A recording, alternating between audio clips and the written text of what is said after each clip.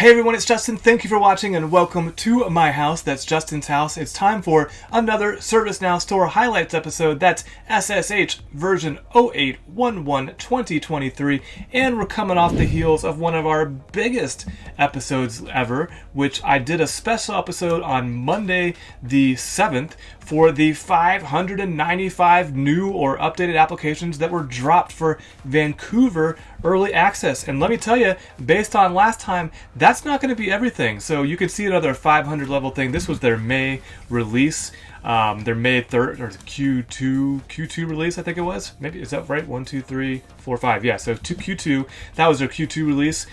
Their family release for Vancouver exceeded that, 595. But this week, everyone, we're up here with 25.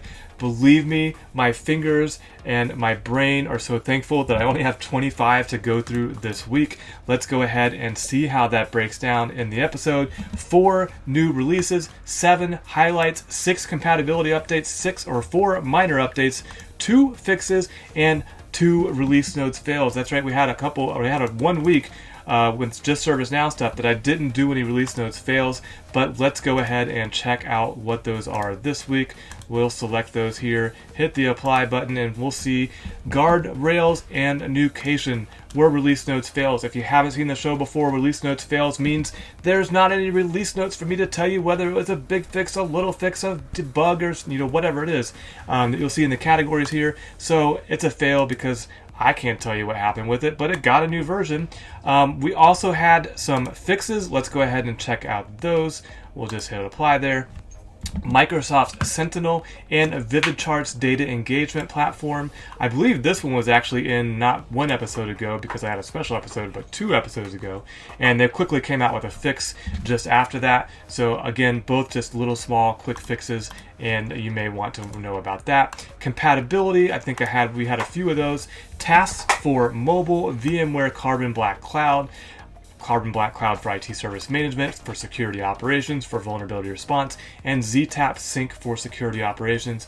All compatibilities with Utah. We're not seeing compatibilities with Vancouver at the moment. Those were all focused on Utah. So after that, we didn't have any downgrades, but I think we had a minor update or 2. Yep.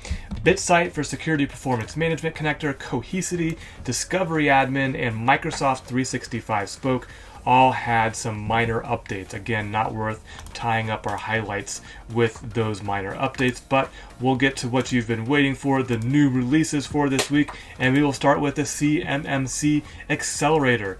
The CMMC Accelerator is from SecurityBricks Inc., and it's the CMMC NIST SP 800-177 Assessment and Controls content. It'll label cloud security providers, or CSPs, and software as service providers, or SaaS, to automate their CMMC authority to operate, or ATO assessment.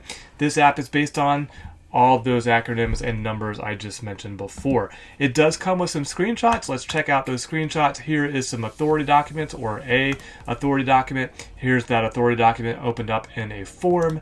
Here is a list of citations probably related to the authority document as a related list.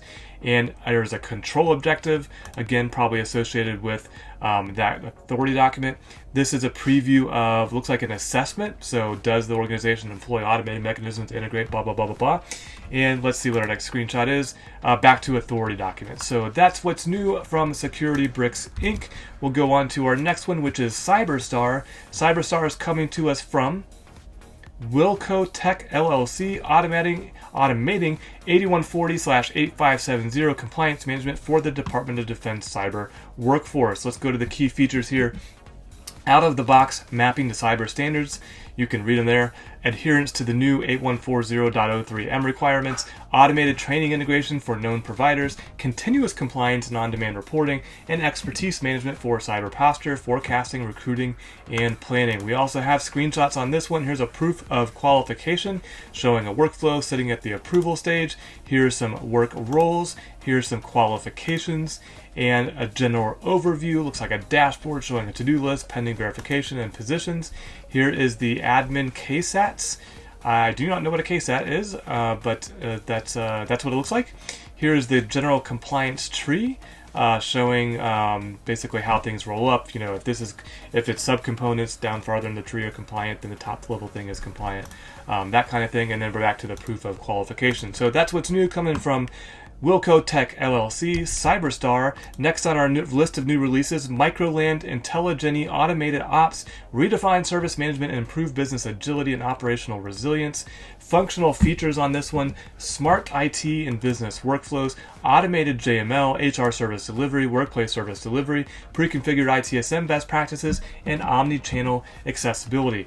Technical features underlying that: enterprise service management, full stack observability, automated self-healing bots, transactive change engine, pre-built templates, ITSM, IT infrastructure, and apps analytics through intuitive dashboards, and out-of-the-box integrations with ServiceNow platforms. No screenshots on this one. We'll go to the next one. Service Graph Connector for Bionic. Bionic security ASPM vulnerabilities. Key features: import services and their deployment units, including Kubernetes pods, application servers, load balancers, and more according to Service Graph Connector best practices. Create CI relationships for quick and simple service maps, and guided setup gets you up and running in minutes. Minutes, everyone! We're up and running in minutes. Did they forget we got to promote that from subprod to prod? Oh well. Why Bionic is unique: here's some marketing information, there's the guided setup, and there is a node map or dependency view of Bionic. And let's see what else we got. A data flow, it's going to load up here, so that's the data flow. That looks like Bionic, that doesn't look like ServiceNow to me, I could be wrong. And then back to the marketing material. So that is what's new in the store from Bionic Stork Inc. And that's all of our new releases. So that leaves us with one thing left, the highlights. We've got just a few of them here. Shouldn't take us very long. We'll check out the first one, Cisco PLSS. Partner Lifecycle Services Support, if you wanted to know what that stood for. Upgraded to version 2.0.2, improved attachment handling, enabled message pool for partners, accept reject solution, multiple Cisco tasks per parent ticket, and various minor defects are resolved. Thank you for some great release notes, the team at Cisco Systems. Let's see, we don't want to quit our browser. Up next on the list is going to be the International Mobile Service Automation, updated to version 1.0.3, and they bring us incident category mapping, tariff defaults handling, contract bearings on inventory, cost center support, and bug fixes. Up next is going to be Nucleus Security. That got updated to version number 1.2.0, and that brings us new functionality to verify correct Nucleus field mappings exist on the ServiceNow instance, and allows further control over project-related items, as well as included some bug fixes. So a couple things going on there in that minor release from the team at Nucleus Security Incorporated. Up next, Orca Security for Vulnerability Response was updated to version 2.1.1. What's new? Pulling Delta Orca alerts, detections creation for vulnerable items, and domain separation support is what's new on that one from the team at Orca Security Inc. Up next, Swiss Tool was updated to version number 1.4.0, and in that version we got quite a bit, even though they say it's a minor release. The Swiss Tool icon link got some enhancements around the widgets. Swiss Tool Dynamic Widget Container got a new widget and some other enhancements. Swiss Tool Form got enhanced. Swiss Tool File Manager, Swiss Tool Data Table, and then they've got some general updates here. Improved guided setup, improved translatability by providing ATF checking for missing translated messages, added translatable message keys for all messages in the Swiss Tool application, enabled some tables to correctly have the update sync attribute and can be transported via update sets, and that's since their last update in April 2023. So number one, great release notes, everybody at Swiss Tool and the Arctiv AG team, and that's what's new. Next is going to be T-Systems Connector was updated to version number 2.2.308, and in this one, another really detailed description of the changes. Minor changes, small bug fix there, small bug fix for contract ID and a trigger remove person. We got a bug fix for incident auto closure not working, another bug fix for bond creation for orders triggered for multiple guide case, another one for fix the issue for a single order guide XML format, and an enhancement, T-connector app cleanup for records where customer update action equals delete in version history from the vendor instance. So we're doing really good on the release notes this week. I love it, everybody. Keep up the good details so everybody knows what they're signing up for when they download or update your application. Next is going to be Tanium file integrity and unauthorized change monitoring, updated to version 1.0.5. And in this version, again, more detailed release notes, updated a reference field. They added a new feature to automatically generate affected CI records. System property to generate affected CI records when an event is generated with no related changes or associated with a watch list that has ignore related changes set to true. If the generate affected CI record system property is set to true, then the affected CI records will be generated for the related CI. So some functionality packed up in there. Also, this only works if the watch list target ticket table. Oh no, I'm sorry. If the target ticket table is a task-based table, such as the incident table.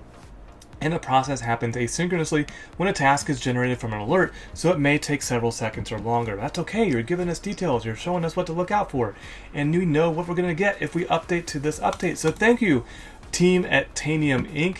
And that is our list of highlights for this episode. Let's go back to the summary.